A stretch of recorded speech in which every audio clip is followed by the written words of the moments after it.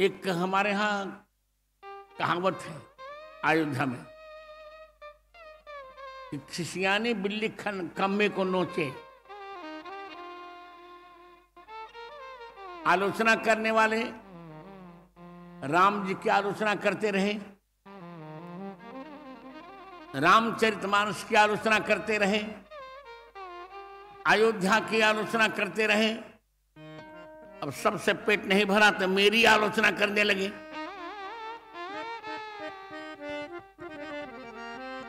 कहते हैं कि जगत गुरु जी रामानंदाचार्य जी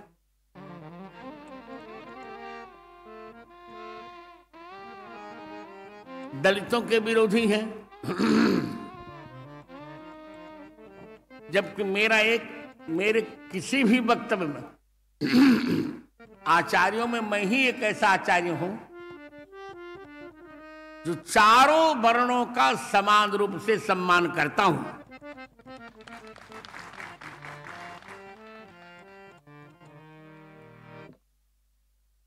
मैंने अपने किसी निजी वक्तव्य में किसी भी जाति की निंदा नहीं की और कह भी रहा हूं कि सनातन धर्म में जातियां हैं पर जातिवाद नहीं।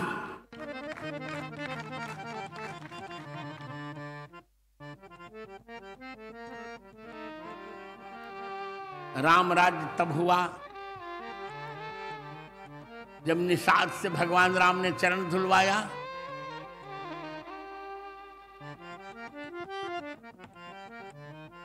वानर भालुओं को मित्र बनाया। और मुझे आश्चर्य है ये सुनकर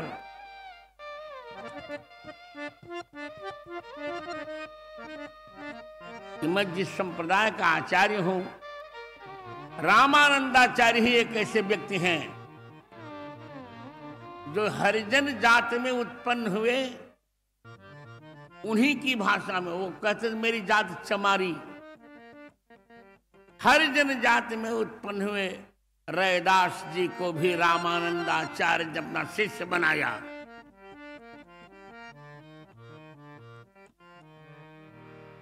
इसलिए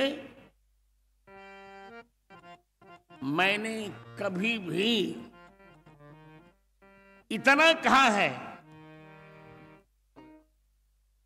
कि जो राम विरोधी है वो ऊंचे कुल का होकर भी हमारे लिए निंदनीय है।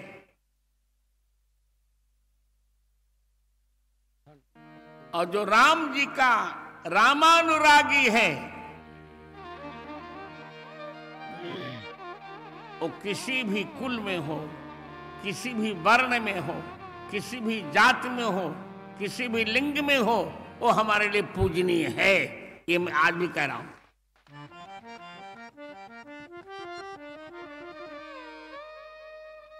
और यही मानसकार भी कह रहे हैं।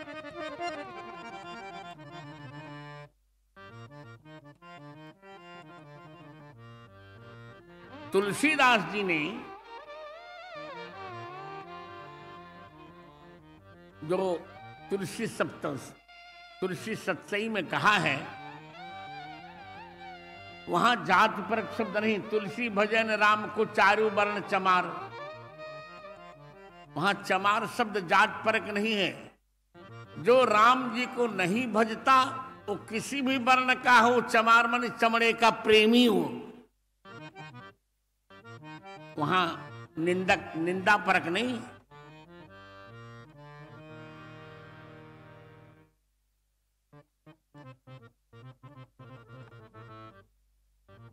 हरिजन का हम कितना सम्मान करते हैं। हरिजन जाने प्रीत अति बाढ़े, हरिजन जाने प्रीत अति गाढ़े। सजल नयन पुलकावली बाढ़, सजल नयन पुलकावली बाढ़ी। हरिजन जाने प्रीत अति गाढ़े, सजल नयन पुलकावली बाढ़ी। हमारे यहाँ कान खोल कर सुन लो। हमारे यहाँ रैदास जी हरिजन कुल में उत्पन्न हुए थे, पर रामानंदाचार्य ने उनको गले से लगाया। कबीरदास जैसे जुल्हे को गले से लगाया।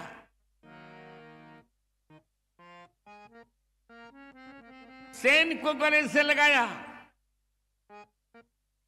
हम कभी भी किसी वर्ण के विरोध में है ही नहीं, और हमारे वेद में कोई भी वर्ण नीच है ही नहीं। हमारे यहां चारों वर्ण पूजनीय हैं। जो राम जी को भजते हैं वो पूजनीय हैं, जो राम जी को नहीं भजता वो निंदनीय है।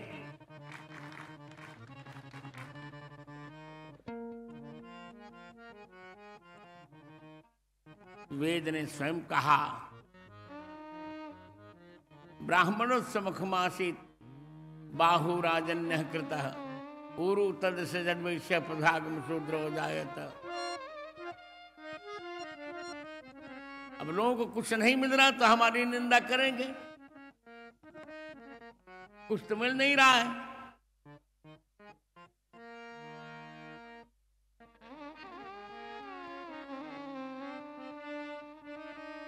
पहले राम जी की फिर रामचरितमानस की फिर भारत माता की।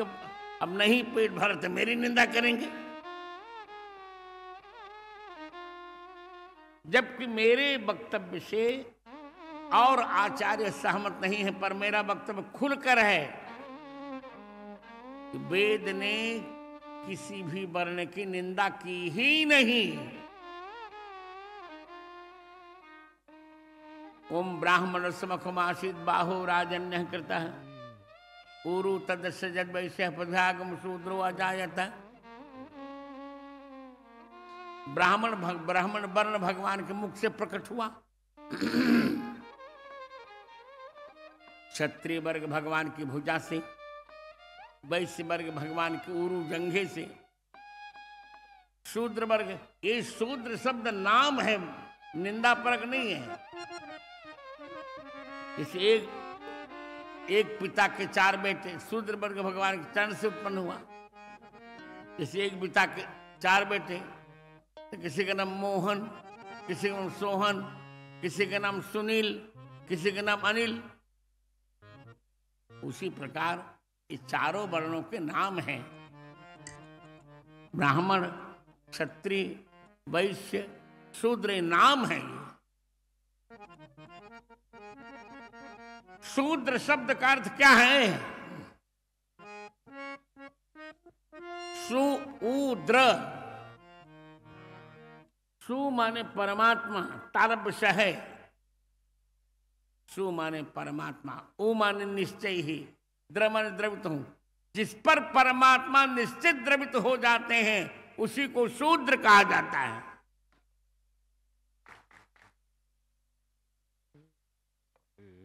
वेद कहते हैं ब्राह्मण मुख से उत्पन्न हुआ, क्षत्रिय भुजाओं से, वैश्य जंघे से, शूद्र चरण समकते। ये बताओ, मैं खुद कर कह रहा हूं, और जिसकी मां ने दूध पिलाया हो सही मेरे इस प्रश्न का प्रतिवाद कर दें।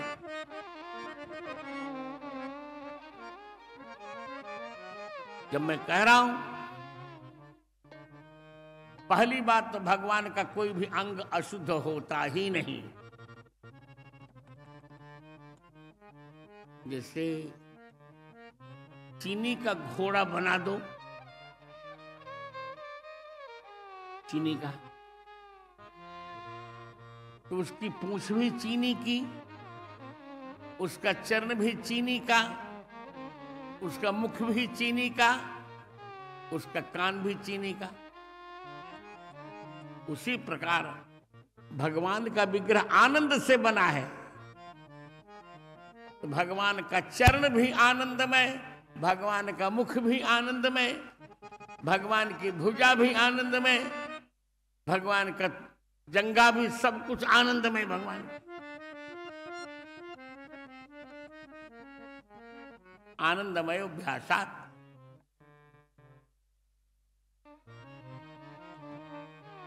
इतावता आप कहें कि जो मुख से उत्पन्न है वो पवित्र है, जो चरण से उत्पन्न है वो बिल्कुल गलत, सीधी शरारत। मैं तो कहता हूं कि जितनी दुर्दशा मुख की होती उतनी चरण की नहीं होती। हम किसी को जब चाटा लगाते हैं, थप्पड़ जब हम लगाते हैं तो क्या किसी के चरण पर लगाते हैं? थप्पड़ सीधे गाल पर लगता है, चरण पर नहीं लगता। हमारे यहां चरणों तक लिया जाता है जल, तो क्या कोई किसी के मुख को जल लेता है? कोई बताए, कोई मुख का जल लेता है? नहीं लेता। यदि जल लिया जाता है तो चरण का लिया जाता है, चरणामृत लिया जाता है, मुखामृत नहीं लिया जाता।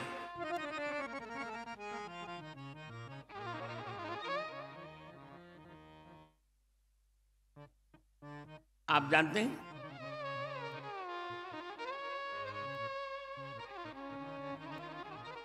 चरणामृत लेना था। एक दिन मज्जन न कीजिए तो मुख से बास आने लगती। आजकल तो न जाने क्या लोग खाने लगे हैं कि मज्जन करें कि न करें, 99% लोगों के मुख से दुर्गंध निकलती। और चरण एकाक दिन न भी धो तो भी उससे दुर्गंध नहीं निकलती।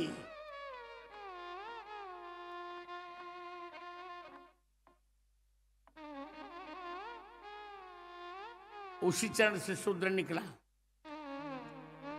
और मैं एक प्रश्न, मेरा एक और प्रश्न है।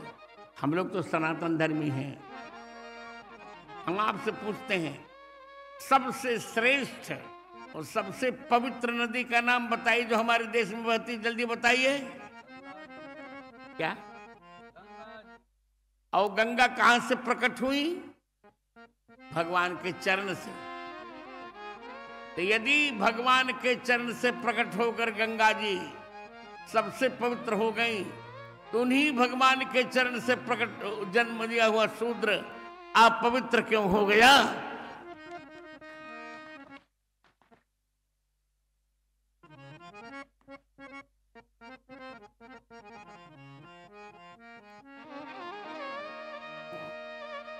इसलिए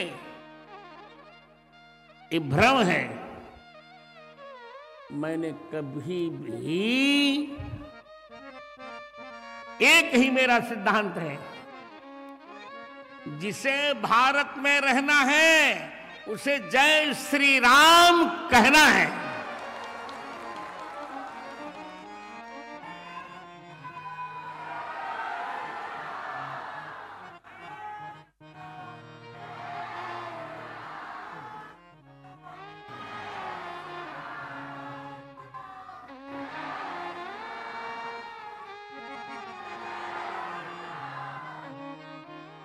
जिसे भारत में रहना है उसे जय श्री राम कहना है। निषाद के बिना भगवान का राम राज्य अभिषेक कैसे? भुसुंडी जी के बिना भगवान राम का राज्य अभिषेक कैसे? क्या बात करते हो? तर्क के लिए किसी के पास मुख नहीं रह गया है। हमारे राम जी ही एक ऐसे व्यक्ति हैं, एक ऐसे भगवान जो भिल्ल कुल में जन्मी हुई, तुम्हारी भाषा में शेड्यूल ट्राइब्स में जन्मी हुई, भिल्ल कुल में जन्मी हुई सबरी मैया का जूठा बेर खाते हैं भगवान।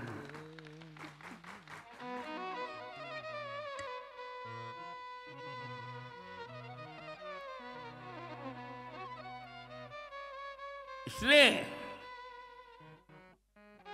सबरी नु एठू बोर खाए छे भगवान राम। प्रत्येक बोर चाखी चाखी ने सबरी खवड़ावे छे। भगवान कहे कि जो सबरी मारा माता श्री छे तो मातानु एठू तो દીકરાનું સૌભાગ્ય છે.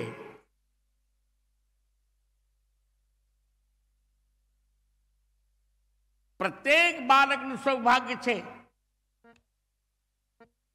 છોકરો તો માતાનું એઠું ખાઈ શકે?